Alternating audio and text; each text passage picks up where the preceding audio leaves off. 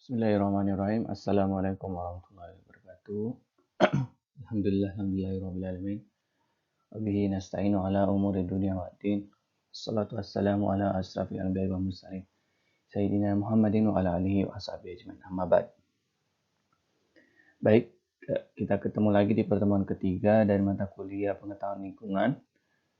Adapun tema pokok dari pertemuan ketiga ini adalah komponen lingkungan hidup dan struktur ekosistem. Jadi setelah minggu lalu kita sudah membahas tentang konsep dasar dari lingkungan hidup. Pekan ini kita kembali membahas tentang komponen lingkungan hidup beserta struktur dari ekosistem itu sendiri.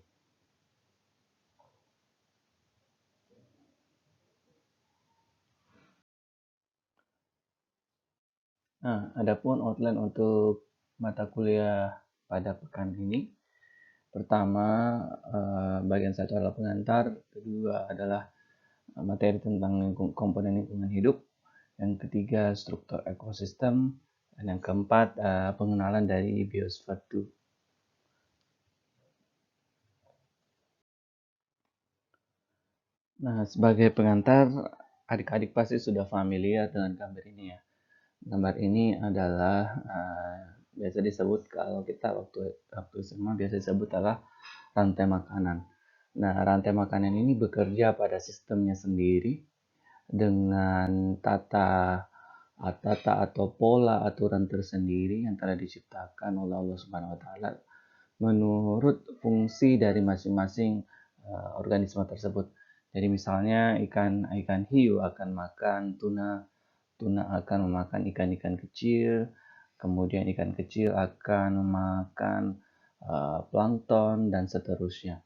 Nah, kondisi ini telah ada sejak penciptaan langit dan bumi. Dan proses ini terus berlangsung secara terus-menerus. Namun, pada kondisi tertentu jika terjadi ketidakseimbangan alam, ada satu rantai makanan yang terputus sehingga akan mempengaruhi mata rantai yang lain. Kondisi inilah menyebabkan terjadinya degradasi lingkungan, terjadinya kerusakan lingkungan, dan terjadinya dampak buruk terhadap ekosistem itu sendiri. Nah, selanjutnya dalam komponen lingkungan sebenarnya dikenal 3C. C1 ada kontur, C2 ada konten, dan C3 adalah conduct. Nah, dalam unsur ini, ketiga unsur ini, yang pertama kita coba lihat the contour. The contour artinya ada wadah, lingkungan ini berupa wadah, di mana segala aktivitas makhluk hidup berada dalamnya.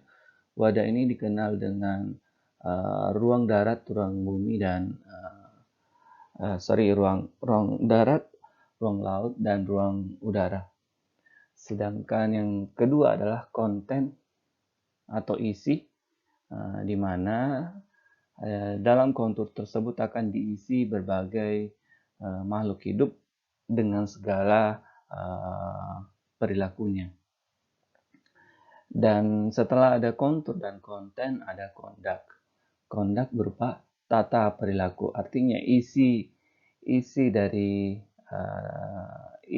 konten tersebut, makhluk hidup yang ada dalam kontur kemudian memiliki tata perilaku atau pola aktivitas yang sebenarnya juga dipengaruhi oleh kontur dan isi itu sendiri. Jadi conduct ini muncul dari pengaruh dari kontur dan konten. Tetapi sebenarnya ketiga C ini, baik kontur, konten, dan conduct, ketiganya akan selalu dalam satu perwujudan dan satu peri kehidupan yang serba terhubung. Artinya, kontur akan berhubungan dengan konten, konten akan berhubungan dengan conduct, begitu pula dengan sebaliknya, conduct akan berhubungan dengan kontur dan konten. Di mana hubungan dari ketiga C ini akan terhubung secara selaras, berimbang, lengkap, dan terpadu. Jika salah satu unsur tersebut, misalnya C1, konturnya akan berubah, maka akan timbul kelainan dan gangguan yang mungkin menjadi ancaman dalam lingkungan hidup tersebut. Nah, misalnya juga kalau kontennya berubah, isinya berubah, maka kontur dan kondak juga akan mengalami perubahan.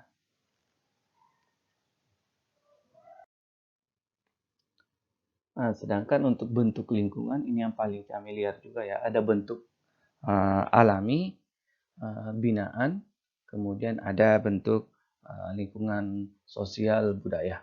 Di slide berikutnya kita jelaskan per masing-masing item. Jenis lingkungan yang pertama adalah lingkungan hidup alami, yaitu lingkungan hidup yang telah ada tanpa memperoleh gangguan atau dimodifikasi oleh manusia. Jadi lingkungan alam ini muncul atau berkembang tanpa ada intervensi dari manusia, tanpa ada upaya pengelolaan oleh manusia, tapi bekerja melalui hubungan antara biotik dan abiotik juga dari unsur kehidupan manusia. Tetapi kalau unsur-unsur yang lain, unsur makhluk hidup yang lain, misalnya hewan, kemudian tanaman, dan lain sebagainya, itu tetap bisa dianggap sebagai lingkungan alami yang perlu digarisbawahi tanpa dikecualikan dengan aktivitas atau intervensi dari manusia itu sendiri. Nah, salah satu contoh proses alami yang terjadi pada lingkungan alam adalah proses fotosintesis. Proses fotosintesis ini terjadi tanpa harus ada pengaruh dari manusia. Artinya antara unsur biotik dan abiotik secara alami bekerja untuk mencapai tujuan tertentu pada lingkungan itu secara sederhana dan secara alami. Contoh yang kedua adalah proses gempa tektonik juga tidak mendapat pengaruh dari manusia, tapi pada titik-titik tertentu justru akan mempengaruhi manusia. Manusia tidak memberikan pengaruh terhadap kondisi ini. Artinya alam bekerja hanya melibatkan unsur biotik dan abiotik tanpa ada intervensi atau pengaruh dari manusia. Jadi bentuk lingkungan alami muncul dari kombinasi atau saling ketergantungan atau saling mempengaruhi dari unsur biotik dan unsur abiotik. Ya, sudah kita jelaskan minggu lalu ya, unsur biotik itu adalah unsur yang merujuk pada konten-konten yang hidup, sedangkan unsur abiotik adalah unsur yang tidak hidup. Unsur biotik itu bisa berupa makhluk hidup, kemudian tumbuhan, kemudian hewan, sedangkan unsur abiotik adalah bisa berupa tanah, air, udara, dan lain sebagainya. Nah, ini juga salah satu contoh yang lebih kompleks dari lingkungan alami, misalnya hutan. Jadi hutan berkembang, kemudian hutan mengalami proses perluasan wilayah tanpa harus ada intervensi dari manusia. Jadi unsur biotik dan abiotik dalam lingkungan ini bekerja sendiri, bekerja secara alami, menghasilkan suatu wilayah lingkungan yang bekerja tanpa harus didukung dari aktivitas manusia. Selanjutnya bentuk yang kedua adalah lingkungan hidup binaan. Lingkungan hidup binaan tercipta dari interaksi antara manusia dan alam. Berbeda tadi dengan bentuk lingkungan alami, hanya unsur alam yang bekerja, sedangkan pada lingkungan binaan sudah ada interaksi antara manusia dan alam. Di mana pada lingkungan binaan ini biasa diidentifikasikan dengan usaha manusia untuk memperpanjang usia atau untuk melakukan upaya penghidupan di dalam lingkungan tersebut. Proses dari lingkungan hidup binaan juga dapat dilihat dari usaha manusia untuk membentuk, memodifikasi, atau mengelola lingkungan hidup.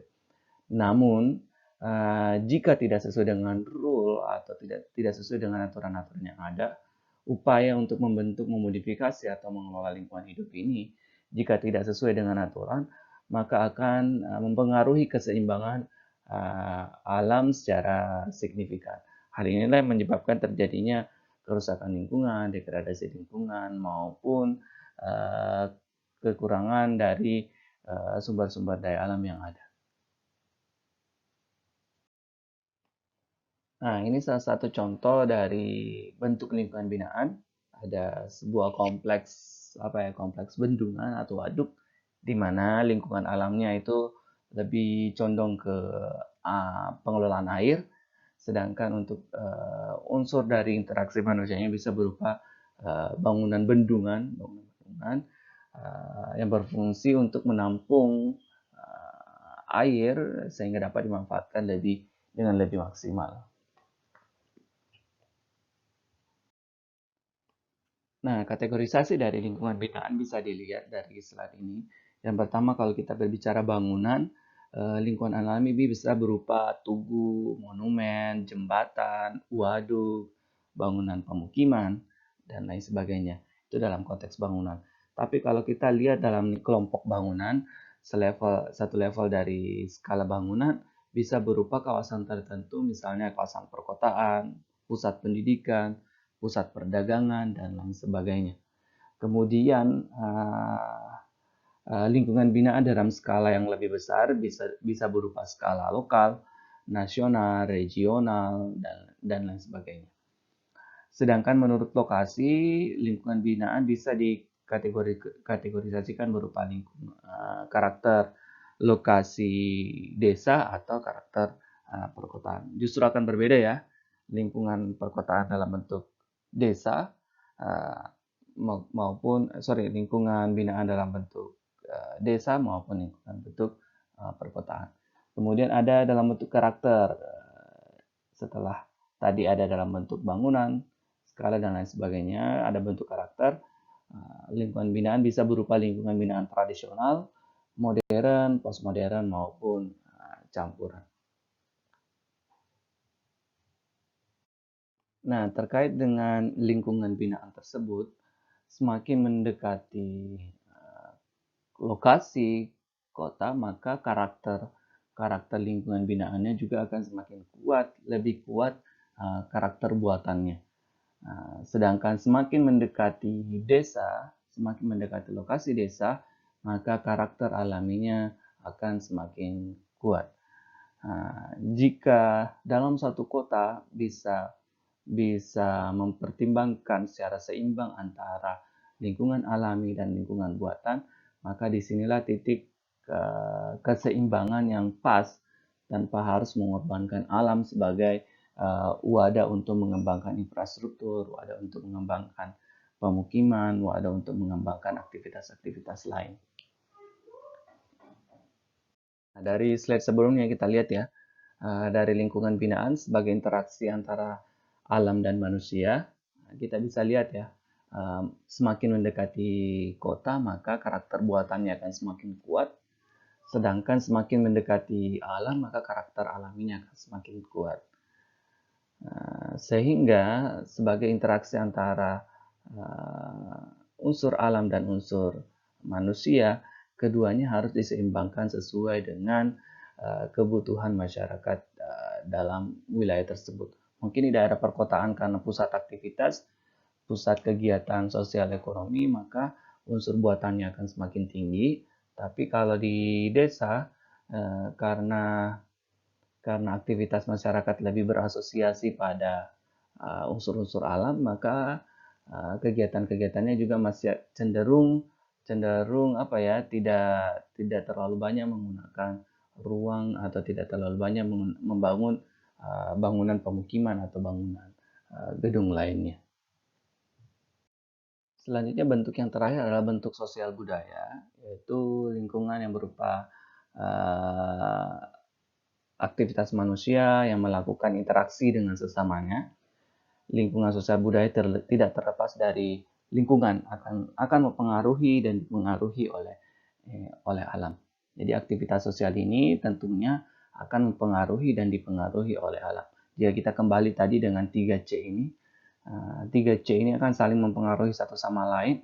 Jadi kalau dilihat dari sosial budaya ini termasuk dalam konten, konten ini bisa dipengaruhi dari kontur dan bisa dipengaruhi dari conduct itu sendiri. Nah, contohnya adalah konturnya berupa wilayah pesisir, daerah pesisir pantai. Kontennya, manusianya dipengaruhi oleh karakter dari wilayah pesisir itu sendiri. Contohnya adalah karena wilayahnya berbasis pada aktivitas kelautan, maka mata pencarian yang ada di kawasan tersebut, masyarakat tersebut akan mengarah pada aktivitas perikanan. Tentu ini juga akan mempengaruhi tata perilaku masyarakat itu sendiri.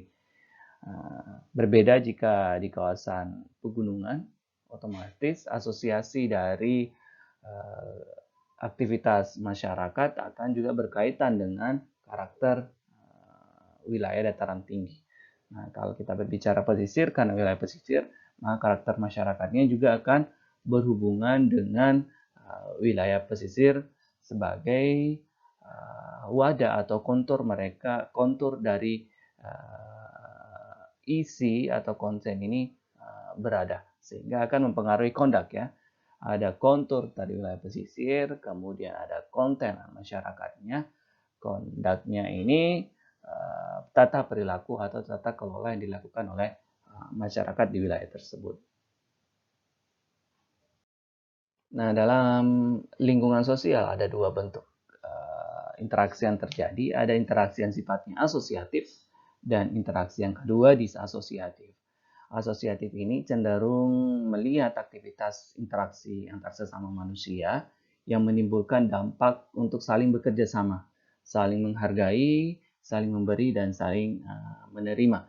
Sehingga tercipta hubungan yang lebih harmonis antara satu manusia dengan manusia lain atau satu kelompok manusia dengan kelompok manusia yang lain. Berbeda dengan bentuk disasosiatif, di mana interaksi antara unsur-unsur sosial yang ada dalam lingkungan akan membentuk persaingan, pertentangan maupun pertikaian. Nah, kondisi inilah disasosiatif ini cenderung bisa berdampak buruk terhadap lingkungan alami. Selanjutnya, struktur organisasi kehidupan yang ada dalam lingkungan yang paling tinggi bisa dilihat adalah biosfer. Biosfer ini bisa berupa atmosfer, yaitu lapisan bumi yang paling atas. Kemudian ada lapisan litosfer. Litosfer yaitu lapisan bumi berupa bebatuan. Kemudian ada lapisan yang terakhir adalah hidrosfer, lapisan bumi berupa kandungan-kandungan air. Jadi level yang tertinggi adalah dalam struktur ini adalah struktur biosfer. Kemudian ada ekosistem. Ekosistem biasanya terdiri dari kumpulan komunitas yang berada pada sebuah lingkungan atau sebuah daerah. Sedangkan komunitas adalah jumlah dari seluruh populasi pada daerah yang sama. Nah, komunitas ini dibentuk dari populasi. Populasi adalah jenis makhluk hidup yang sama pada wilayah tertentu. Nah, populasi ini dibentuk melalui berbagai macam organisme yang membentuk satu kumpulan sehingga disebutlah sebagai populasi. Di bawah organisme, setelah organisme ada yang disebut dengan sistem organ, jaringan, sel, dan molekul. Biasanya setelah bagian dari organisme, itu sudah menjadi ranah orang-orang biologi. Sehingga jika dilihat kemarin ada 3 pembagian dari lingkungan hidup, ada lingkungan, ada bagian dari hubungan antara unsur-unsur alam, kemudian ada bagian dari bentuk penerapan, dan kemudian ada hubungan antara masyarakat atau unsur-unsur manusia yang ada dalam lingkungan. Nah, secara umum fokus kita adalah ekosistem. Ekosistem bisa berupa tatanan kesatuan secara menyeluruh antara segenap unsur lingkungan hidup. Unsur lingkungan hidup itu bisa diukur dari populasi, bisa diukur dari komunitas maupun individu yang saling mempengaruhi satu sama lain. Jadi dari karakter unsur lingkungan dari ekosistem bisa juga ditinjau dari unsur biotik dan unsur abiotik.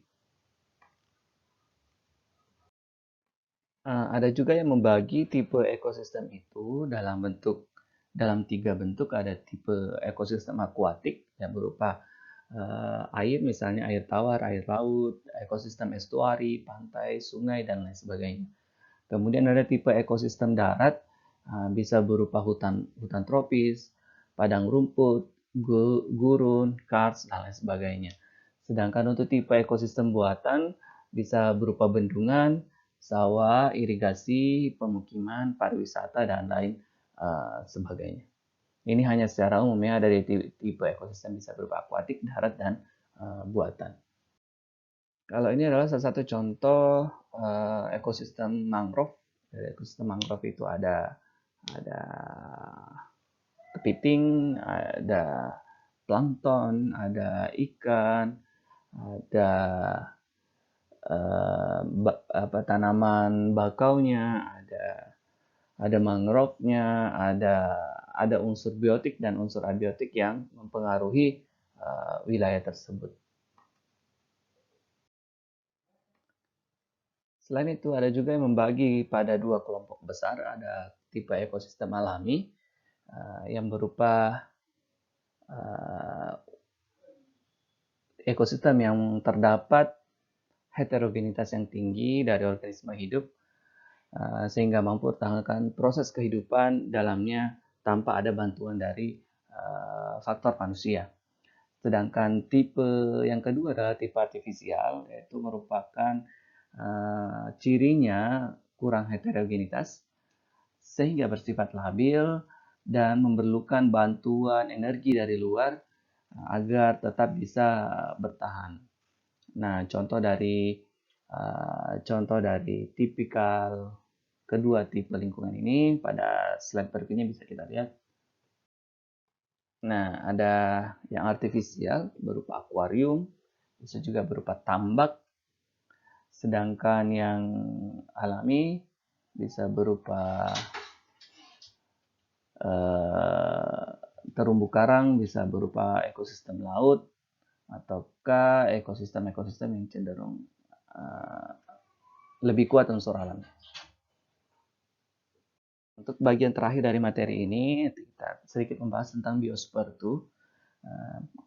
Mungkin Anda yang pernah membaca ya tentang biosfer itu, atau pernah mendengar biosfer itu. Biosfer itu ini sebenarnya dicetuskan pada tahun 1991, yaitu sebuah kompleks yang berusaha meniru biosfer yang ada di muka bumi. Biosfer itu dibangun pada tahun 1991 di Arizona, Amerika Serikat, yaitu sebuah unit percobaan yang memakan kisaran 200 juta dolar Amerika untuk membuat sistem lingkungan sendiri, atau self-sustaining, dan terisolasi dari lingkungan luar. Tujuan dari biosfer 2 ini adalah mempelajari cara kerja bumi dan mengimplementasikannya untuk perjalanan keluar angkasa. Dalam biosfer 2, di slide adik-adik bisa baca, terdiri dari unsur-unsur yang meniru kondisi alam, ada atmosfer, hidrosfer, dan litosfer, dan berbagai aktivitas yang merujuk pada ekosistem, bisa seperti gurun, lahan pertanian, lautan, dan lain sebagainya. Luas dari biosfer ini dibangun pada sebidang tanah seluas 1,3 hektar. Nah, rencana awalnya dari biosfer 2 ini karena meniru kondisi atau konsep ekosistem, dimasukkanlah berbagai jenis tumbuhan, kemudian ada hewan, kemudian ada air sebagai pengganti laut. Dan hiduplah 8 orang yang akan masuk ke biosfer tanpa menerima bantuan atau tanpa menerima tanpa menerima pasokan makanan, udara dari luar. Jadi semua biosfer ini menggambarkan bumi dalam bentuk skala yang lebih kecil tanpa harus menerima bantuan atau menerima pengaruh dari dunia luar. Ini tampak dari biosfer itu. Di gambar sebelah kiri ada hutannya, kemudian ada lautnya, ada savana, kemudian ada bangunan-bangunan untuk pemukimannya, ada untuk pengembangan teknologinya dan lain sebagainya. Dan di sebelahnya inilah salah satu penampakan dari unsur alamnya, unsur oceannya yang ada di wilayah biosfer itu.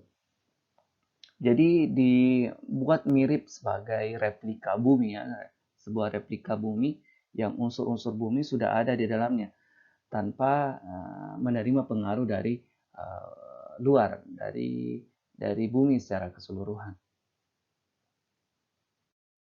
Kira-kira proyek ini berhasil atau tidak ya? Berhasil tidak menerapkan sistem lingkungan dalam skala yang lebih kecil tanpa menerima pengaruh dari lingkungan dari luar.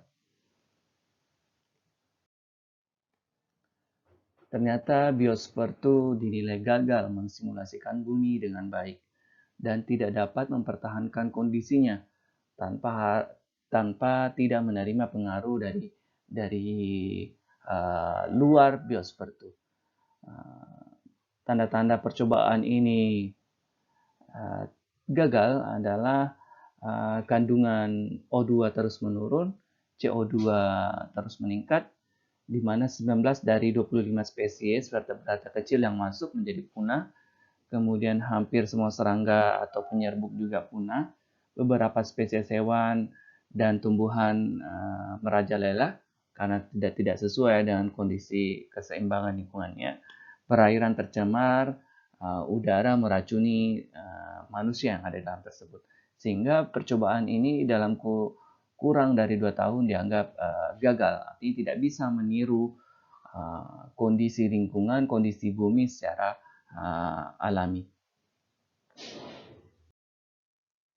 Dari fenomena biosfer tersebut, kita dapat menarik kesimpulan bahwa manusia belum dapat memahami dan mensimulasikan kompleksitas keterkaitan dalam biosfer. Apa yang sebenarnya diciptakan oleh Allah Subhanahu wa taala sebenarnya itu sudah sesuai dengan tata aturan.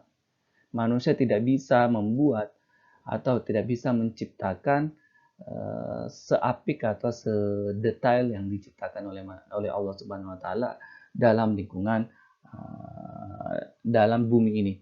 Semuanya sudah ada aturan-aturannya, semua sudah ada role-nya, semua sudah ada semacam sistem yang bekerja sehingga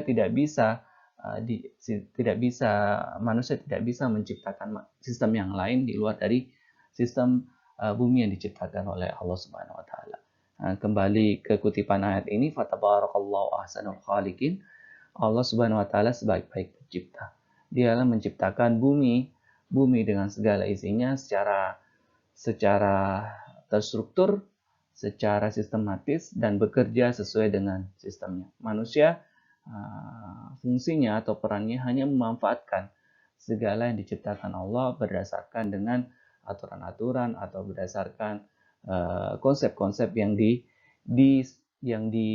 diamanahkan dalam Al-Quran maupun dalam hadis. Baik, cukup sekian materi untuk pertemuan ketiga tentang komponen lingkungan hidup dan struktur ekosistem. Mudah-mudahan bisa memperkaya pengetahuan adik-adik. Setelah kita menerima materi, perlu direview kembali ya, perlu dipelajari kembali video ini bisa diputar berulang-ulang sehingga bisa menambah pemahaman. Selanjutnya jika ada yang ingin ditanyakan silakan di-up di grup. Nanti kami memfollow up dengan jawaban-jawaban yang semoga bisa dipahami oleh adik-adik mahasiswa.